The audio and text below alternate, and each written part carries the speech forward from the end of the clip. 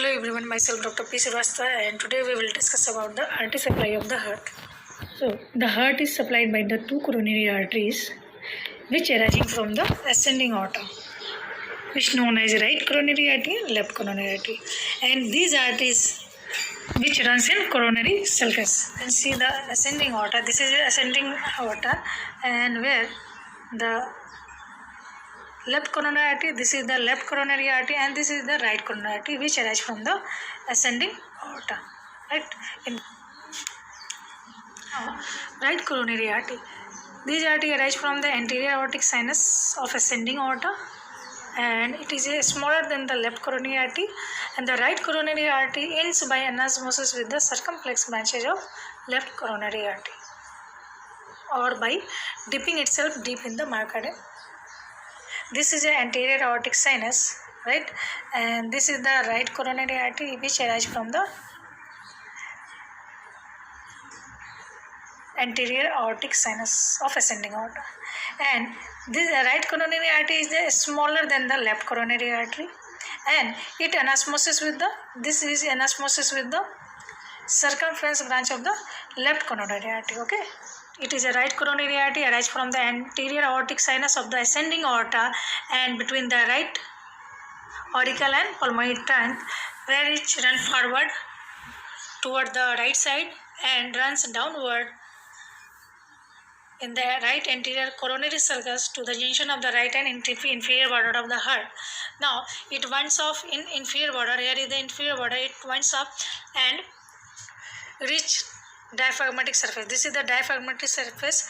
It winds round and runs backward and to the left in the right posterior coronary sulcus to reach the posterior interventricular groove. Now it reaches the posterior interventricular groove. Here is terminated by the anastomosis with the circumflex branch of the coronary artery. Right? And now we will see the branches. It gives two branches. Large branches and small branches. Large branches is known as marginal and posterior interventricular branches, and small branches is nodal in 60%. Right atrial branches, infundibular branches, terminal branches, right ventricular, and conus. Right. So we will see in diagram. It gives two branches, large branches and small branches. Right.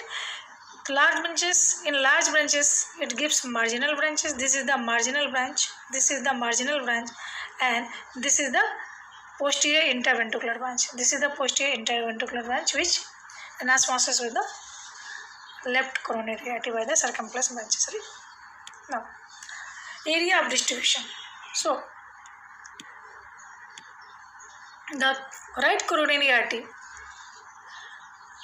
mainly supply the right atrium. We will see in diagram. Right atrium, right ventricles, and a small part of the left ventricle, okay,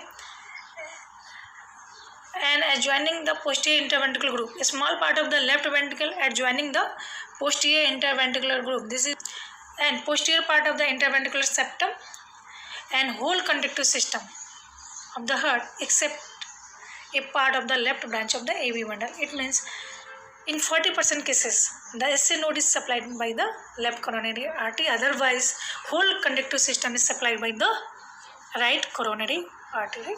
Left coronary artery.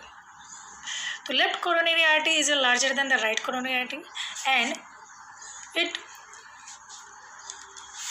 arises from the left posterior aortic sinus of ascending aorta. Right? Now we will see in diagram. This is the left coronary artery, right? This is a left coronary artery, and it arises from the posterior aortic sinus. Okay, posterior aortic sinus, left posterior aortic sinus of ascending aorta, and it may end by anastomosis with the right coronary artery. Right? This is the ends by anastomosis with the right coronary artery. Right. So now we can see the courses. The left coronary artery runs forward and to the left. Okay, between the pulmonary trunk and left auricle. Right here it gives the interventricular branch. This is the anterior interventricular branch, and now further it continues with the left coronary artery, and it's called circumflex artery. It is continuous with the coronary artery, left coronary artery, and it's called circumflex artery.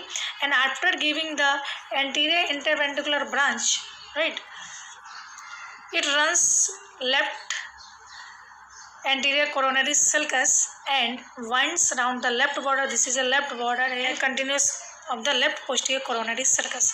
Near the posterior interventricular groove, it terminates by the anastomosis with the right coronary artery. Now, branches. It gives two branches, large and small. First one is the circumflex branch, and second is the anterior interventricular branch, right? Anterior interventricular branch. Okay, and small branches: left atrial branch, pulmonary branch, and terminal branch, right? Now, and it anastomosis, it end by the anastomosis of the area of distribution. So this portion is a left ventricle and this portion is the right ventricle. Okay, so the right coronary artery supplied by the mainly right ventricle and posterior interventricular groove, and a small part, any 1/3 part of the left ventricle. And coronary artery supplied left atrium and greater part of the left ventricles, right, and anterior interventricular groove, right. This is the area of supplied by the coronary arteries. Now, dominancy. In about 10% of the heart, the right coronary artery is rather small and is not able to give the posterior interventricular branch, right. In this case, the circumflex artery, which continuous of the left coronary, provide the posterior interventricular branch as well as the AV node. So this is known as left dominant. When mostly of the right coronary gives posterior interventricular artery, thus the artery give the posterior interventricular branch. This is known as right dominant. So this is a dominance of the cardiac. Now, cardiac anastomosis. So the two coronary arteries anastomosis with each other in myocardium, and extracardiac anastomosis. Okay, it means anastomosis which occurs rather than cardiac, known as extracardiac anastomosis. The coronary arteries anastomosis with the following: vasa vasorum of the aorta, vasa vasorum of the pulmonary artery, the internal thoracic arteries, bronchial artery, the phrenic artery, right? The last three anastomosis through the pericardium: the internal thoracic arteries, the bronchial arteries, and the phrenic arteries. These are channels may open in emergency when both coronary arteries are obstructed, right? Collateral circulation. These anastomosis area of little practical value, okay? They are not able to provide an alternative sources of the blood in case of the blockage of the branch of coronary arteries. And blockage of artery or coronary thrombosis usually lead to the death of myocardium, and the condition is called the myocardial infarction, right? Applied anatomy.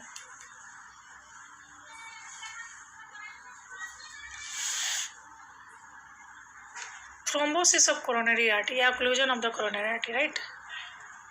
This is a thrombosis of coronary artery is a common cause of the sudden death in person which middle age. This is due to myocardial infarction and ventricular fibrillation, right? Incomplete obstruction. When it is incomplete obstructed, usually due to the smudge of the coronary artery cause angina pectoris, which is associated with the agonizing pain in the precordial region and down to the medial side of the left arm and forearm. Okay, and it gets relieved by the putting appropriate tablets below the tongue. Coronary angiography. Angiography means to determine the site of narrowing or occlusion of the coronary arteries or their branches, right? Angioplasty, right? It is a help to remove of the small blockage, and it is done using a small stent, a small inflamed balloon through the catheter passed upward through the femoral artery or water into the coronary artery.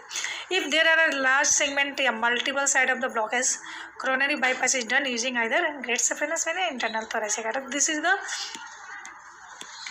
applied anatomy of the coronary artery, right?